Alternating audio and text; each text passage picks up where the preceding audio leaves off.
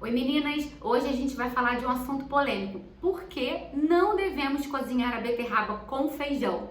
Você faz isso?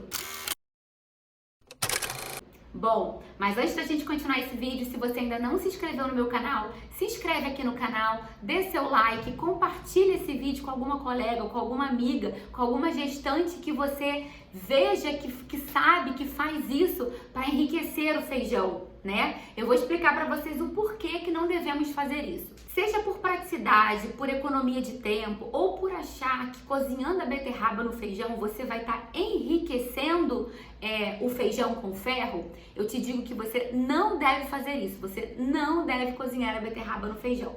Sabe por quê? A beterraba é um vegetal que é rico em oxalato, que é um fator antinutricional.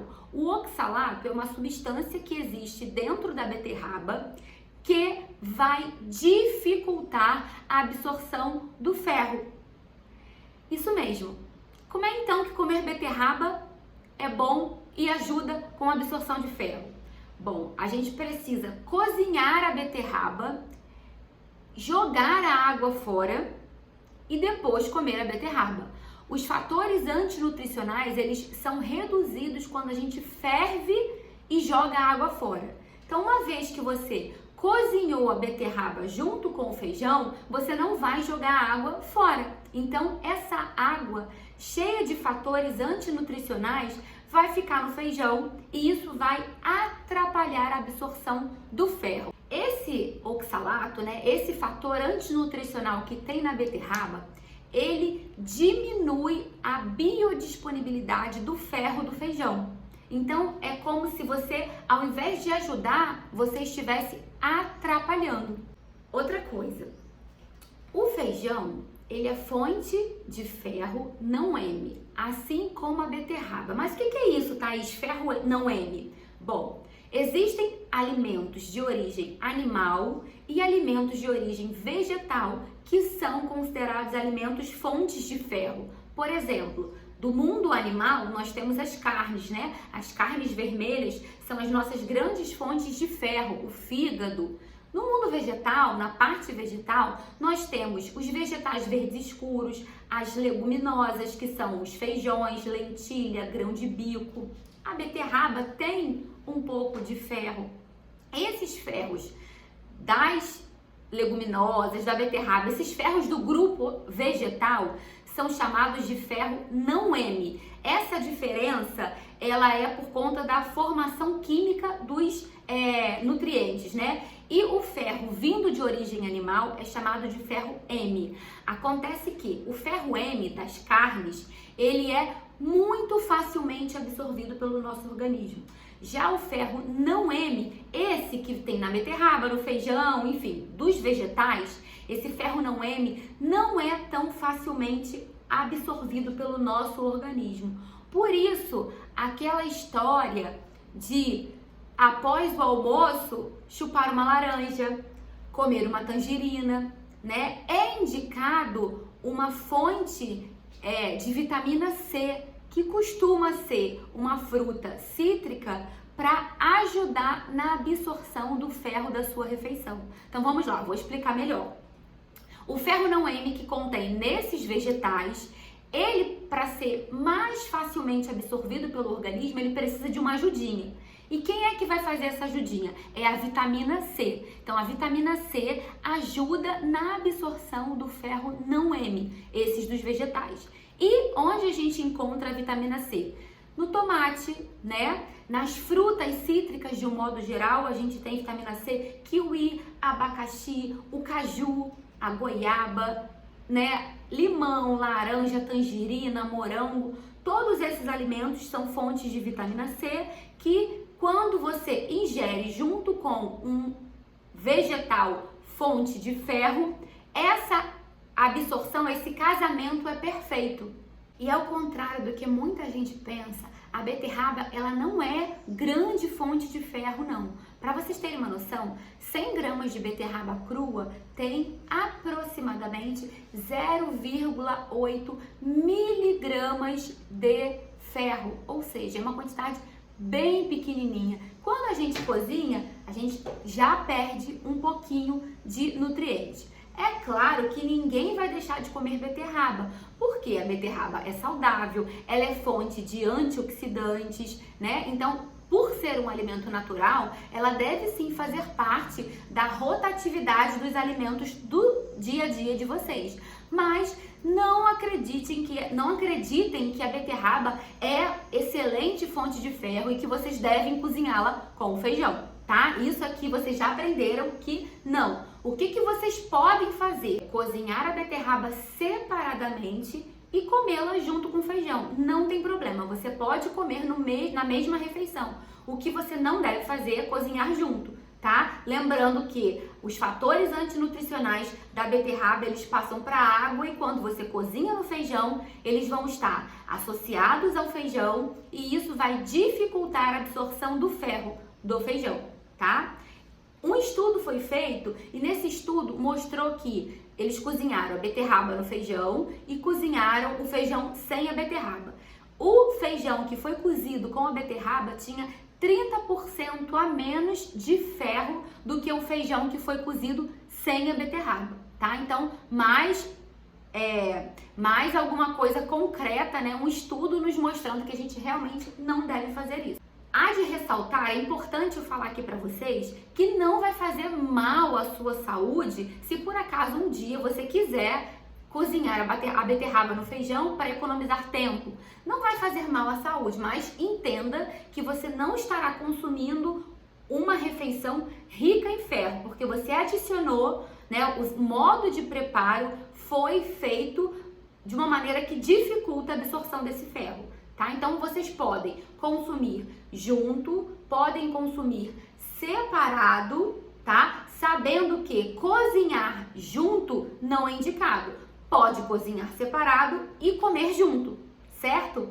Bom, não só a beterraba tem fatores antinutricionais, o próprio feijão tem fatores antinutricionais. O que são esses fatores antinutricionais? No feijão, um fator antinutricional muito comum é o fitato. Por isso que a gente precisa deixar o feijão de molho. Não sei se vocês têm esse hábito de fazer isso em casa. Vocês fazem isso?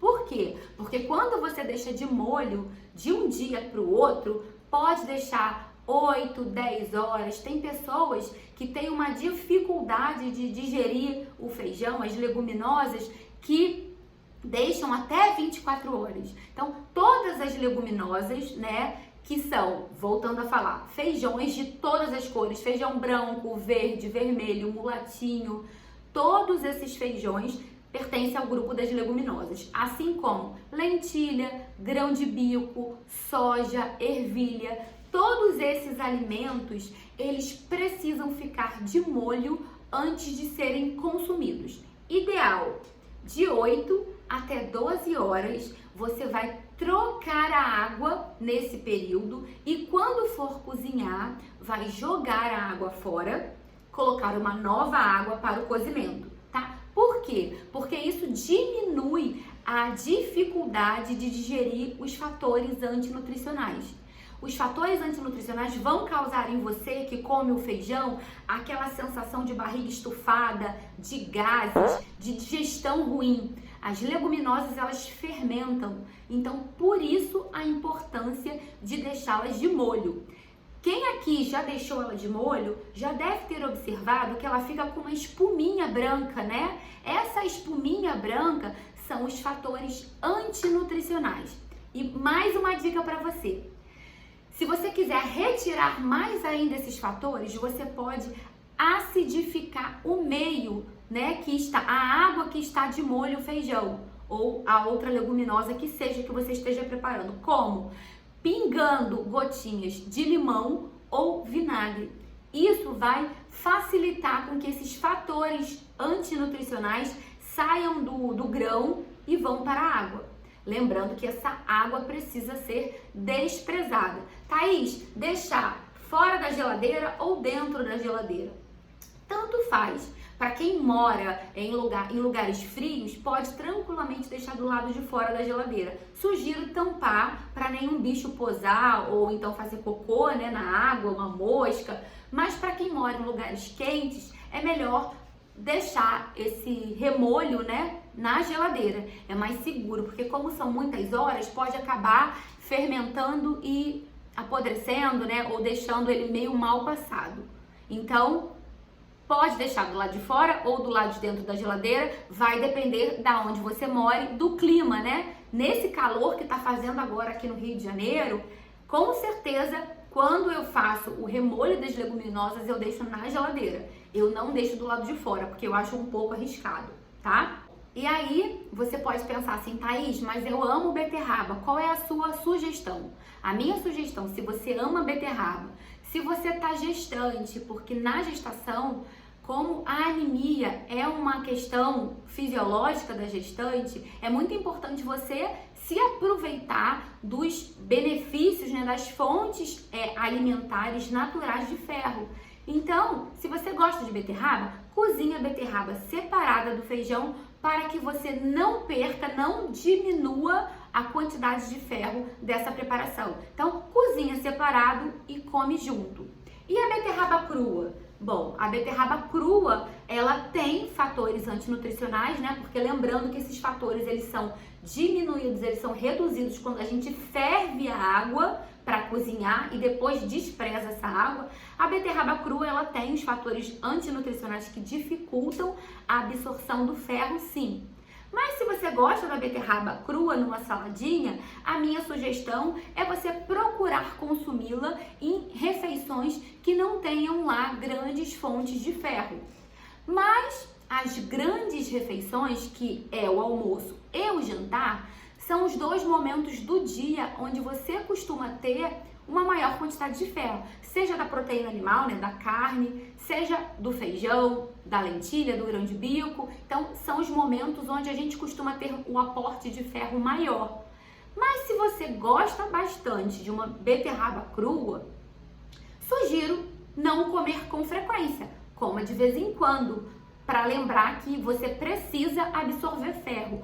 Toda gestante tem que absorver o ferro da refeição, tem que aproveitar. Então é interessante você comer a fruta cítrica de sobremesa, é interessante você, quando fizer uma couve, chupar uma laranja, quando fizer uma saladinha, espremer um limão. É interessante a acerola, que eu acabei não falando no início do vídeo, mas a acerola é uma fonte riquíssima de vitamina C. E é tão fácil, né? Tantas casas têm pé de acerola.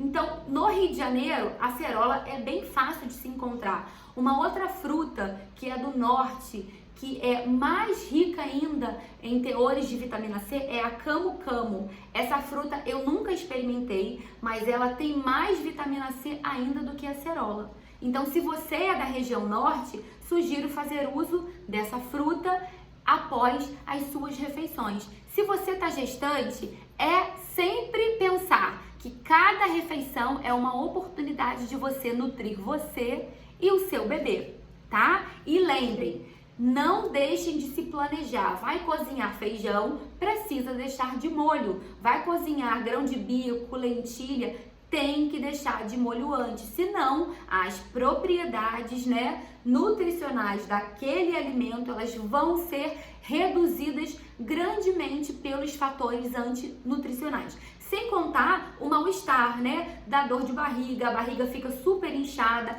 aqueles gases chatos que você não consegue às vezes liberar. Então, deixem de molho e não cozinhem a beterraba junto com feijão. Bom, pessoal, era isso que eu tinha para passar para vocês hoje. Espero ter ajudado com essa novidade, né? Se você já sabia dessa informação, que bom, você já estava ciente dessa notícia, mas se você ainda não sabia dessa novidade, fico feliz de estar ajudando você. E mais uma vez, compartilhe a informação com quem ainda não sabe, tá bom? Um beijo e continue aqui comigo, porque eu estarei ajudando você a nutrir os 9 meses da sua gestação. Tchau, tchau!